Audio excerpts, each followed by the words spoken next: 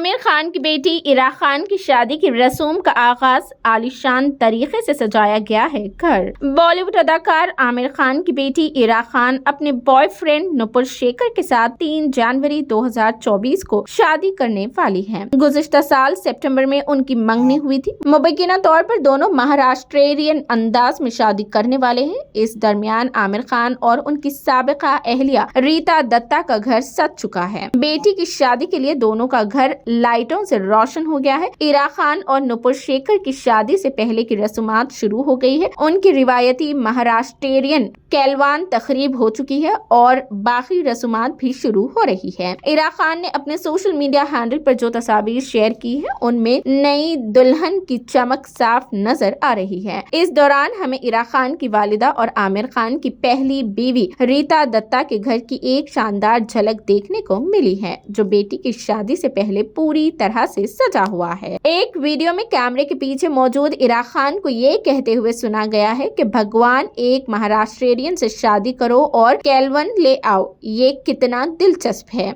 उनकी करीबी दोस्त अदाकारा मथीला पालकर ने भी रात के खाने से दुल्हा और दुल्हन के साथ की तस्वीर शेयर की थी। इरा खान और नुपुर शेखर ने 2023 का आखिरी दिन एक साथ मनाया। इरा खान ने उनकी एक खूबसूरत तस्वीर शेयर की थी और कोई भी कैप्शन नहीं दिया था।